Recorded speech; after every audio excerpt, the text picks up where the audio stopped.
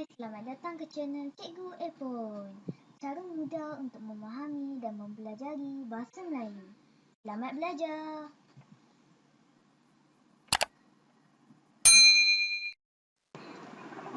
Hai murid-murid, apa khabar? Selamat datang ke channel Cikgu Epon. Hari ini cikgu akan ajar murid-murid satu teknik yang sangat menarik. Jadi tolong beri perhatian dan saksikan video ini sampai habis ya. Ya murid-murid, teknik yang cikgu akan ajar hari ini ialah kaedah membina ayat, iaitu teknik kompas dan label. Apa pula kompas dan label tu ya? Jangan risau, nanti cikgu akan terangkan. Baik, cikgu akan tunjukkan murid-murid kaedah membina ayat, teknik kompas dan label berdasarkan gambar. Jadi hari ini cikgu akan beri bahan rasangannya gambar. Baik murid-murid, sebelum kita mula melihat bagaimana cara untuk membina ayat, kita tengok dulu langkah-langkah yang patut murid ambil sebelum menjawab soalan dan membina ayat. Okey, yang pertama, apabila murid telah diberikan ayat ataupun gambar, pertama baca dan fahami dahulu kehendak soalan.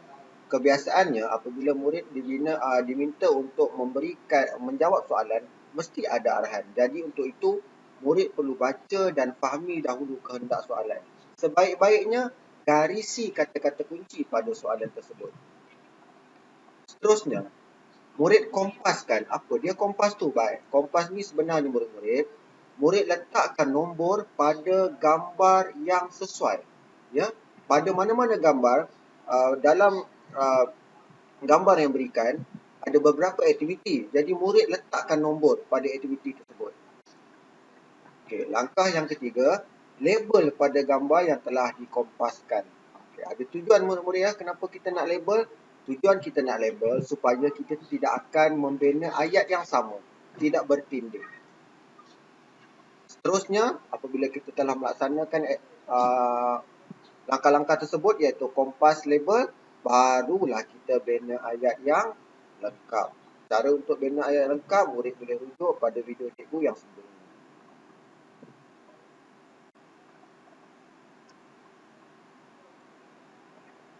Okey murid-murid, di sini cikgu telah sediakan sekeping gambar. Gambar ini menunjukkan ada aktiviti gotong royong. Mungkin gotong royong membersihkan sebuah balai raya ya. Okey. Kita cuba aplikasikan teknik yang telah cikgu terangkan tadi. Okey. Ini yang cikgu maksudkan kompas tadi murid-murid. Murid nomborkan pada gambar yang menunjukkan aktiviti-aktiviti yang berbeza. Pada ayat contoh kali ini, cikgu fokus pada aktiviti. Tapi jika murid dikehendaki untuk membina ayat situasi, murid boleh fokus pada situasi-situasi. Okay. Di sini cikgu telah cikgu telah kompaskan 5 gambar, 5 perbuatan yang berbeza. Okay, langkah seterusnya, lepas kita kompas, kita buat apa? Kita label pula. Ya, gambar yang pertama menunjukkan ada 2 orang pemuda sedang buat apa tu? Sedang mengorek tanah. Sebab dia pegang-pegang cangkul ya. Jadi aktivitinya cikgu tulis tu mengorek. Ini maksudnya cikgu terangkan label tadi tu. Yang kedua menghidang. Ada seorang perempuan, makcik lah kot ya, sedang menghidang makanan. Okay. Label yang ketiga, cikgu letakkan pada kompas nombor 3 yang cikgu telah letak, iaitu seorang lelaki sedang menolak ya, sedang menolak kereta sorong tu. Okay. Label yang keempat, cikgu letakkan pada kompas yang keempat, iaitu memasukkan ada seorang pemuda nampaknya sedang memegang sebunjut sampah ya, untuk dimasukkan ke dalam lubang. Dan gambar yang kelima yang cikgu labelkan pada kompas yang kelima, iaitu menunjukkan seorang lelaki sedang mencuci longkang. Baik. Murid nampak tak jelas ya macam mana cara untuk mengaplikasikan kaedah membina ayat guna teknik kompas dan label. Mari kita lihat hasil ayatnya. Beginilah ayatnya murid-murid. Untuk gambar yang pertama tadi kita dah kompaskan, cikgu letakkan nama di situ. Jika murid nak tengok macam mana cara nak bina ayat lengkap ni, murid boleh rujuk pada video cikgu yang sebelum ini. Cikgu ada ajar kaedah macam mana nak buat ayat yang lengkap menggunakan kaedah siapa apa, buat apa, mengapa dan perluasan ayat menggunakan kata sendiri dan kata hubung ya. Okey.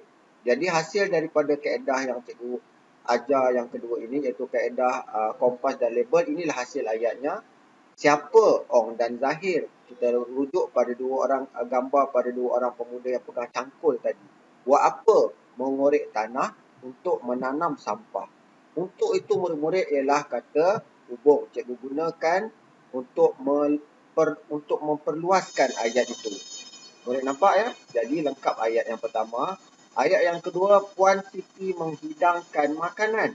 Okey, kita nampak tadi ada seorang perempuan, dia sedang menatang sepinggan makanan, tak silap cikgu. Jadi menghidangkan makanan di atas meja. Cikgu gunakan kata sendi di untuk memperluaskan ayat itu. Yang ketiga, Pakcik Ramli. Buat apa yang kita nampak seorang lelaki tadi sedang menolak kereta sorong? Pakcik Ramli menolak kereta sorong yang dipenuhi sampah. Cikgu gunakan kata hubung yang untuk memperluaskan ayat itu. Okey, ayat yang keempat, seorang pemuda buat apa? Memasukkan sebunjut sampah ke dalam lubang. Memasukkan ialah kata kerja ataupun label yang cikgu telah letak pada gambar tadi. Dan yang kelima, Siva. Siva buat apa? Mencuci longkang. Mencuci longkang dengan menggunakan berus longkang. Nampak tak murid-murid? Mudah kan?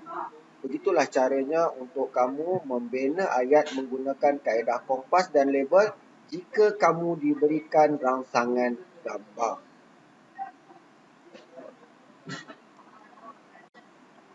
Ya murid-murid, hari ini anda telah berjaya.